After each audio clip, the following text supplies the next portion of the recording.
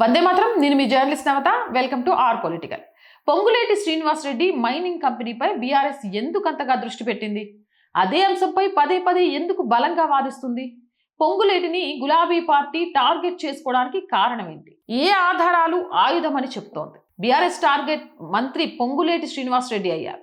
BRS నేతలు మంత్రి పొంగులేటిని ఎందుకు లక్ష్యంగా చేసుకున్నారన్న దానిపై రాజకీయంగా చర్చ నడుస్తోంది.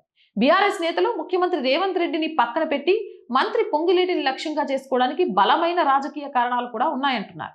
పొంగులేటి శ్రీనివాసరెడ్డి కాంగ్రెస్ ప్రభుత్వం కీలకంగా మారడంతో పాటు తమ ప్రభుత్వ హయాంలో జరిగిన కొన్ని వ్యవహారాలకు సంబంధించి ఆధారాలను పొంగులేటి ముఖ్యమంత్రికి అందిస్తున్నారన్న అనుమానం కూడా వారిలో ఉందని చెప్తున్నారు.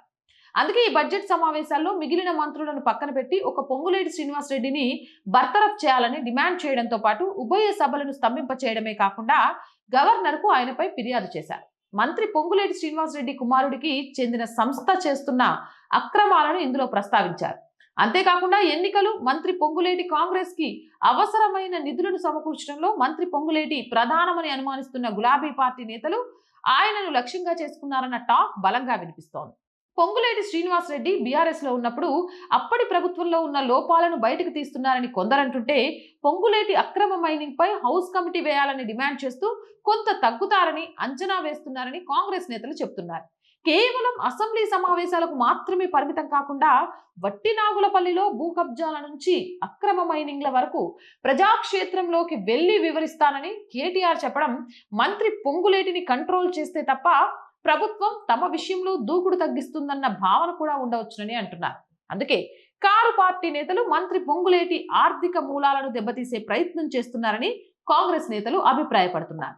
బీఆర్ఎస్ మాత్రం ఇది టార్గెట్ కాదని, మంత్రితో పాటు ఆయన కుమారుడు చేసే పనులను తాము బయట ప్రపంచానికి చెబుతామని అంటున్నారు. అయితే మంత్రి పొంగులేటి శ్రీనివాసరెడ్డికి చెందిన రాఘవ కన్స్ట్రక్షన్ పై బీఆర్ఎస్ ఎందుకంత ఫోకస్ పెట్టింది? ఇప్పుడు రాజకీయ వర్గాల్లో ఆసక్తి రేపుతున్న వార్త ఇది. పొంగులేటి ఇష్యూపై బీఆర్ఎస్ సీరియస్ గా తీసుకోవడానికి ఓ బలమైన కారణం ఉందంటున్నారు రాజకీయ విశ్లేషకులు. రాఘవ కన్స్ట్రక్షన్ క్రషర్ కు అనుమతులు లేవని, పలుమార్లు నోటీసులు జారీ అయ్యాయని బీఆర్ఎస్ అంటోంది. స్వయంగా ప్రభుత్వమే జరిమానా విధించిందని చెప్తోంది. ఈ జరిమానాల ఆధారాలనే ఆయుధంగా మలుచుకుంటున్నామంటోంది బీజేపీ పార్టీ. సభలో పదే పదే ఇదే విషయాన్ని ప్రస్తావిస్తోంది. దీనితో పాటు 2.5 ఏళ్లలో వివిధ శాఖల్లో జరిగిన సుమారు 19 స్కామ్లపై విచారణ జరిపించాలని డిమాండ్ చేస్తోంది. స్వయంగా మంత్రికి చెందిన మైనింగ్ సంస్థపై వచ్చిన ఆరోపణల ఇష్యూను అంత ఈజీగా వదలొద్దని డిసైడ్ అయ్యామంటుంది బీఆర్ఎస్. మరి దీనిపై మీ అభిప్రాయం ఏంటి? అంటే మనతో ఉన్నంతసేపు ఆయన చేసిన ఏవి కనబడవా?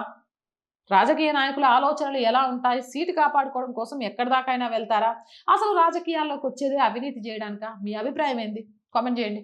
మోర్ వీడియోస్ కోసం R group of channels, R voice, R political, R Samskriti 3 మన ఛానల్సే. So please subscribe our channels. Content బాగుంది అనిపిస్తే లైక్ చేయండి, షేర్ చేయండి. అండ్ ఆర్థికంగా ఫస్ట్ వీక్ నేను 2 డేస్ నుంచి ఈ విషయాన్ని మీ ముందు ఉంచుతున్నాను. శాలరీస్ అలాగే ఆఫీస్ రెంట్ కొంచెం ఈ నెల ఇబ్బందికరంగానే ఉంది. మీరు చేసే సపోర్ట్తోనే ముందుకెళ్ళడానికి మాకు యూజ్ అవుతుంది.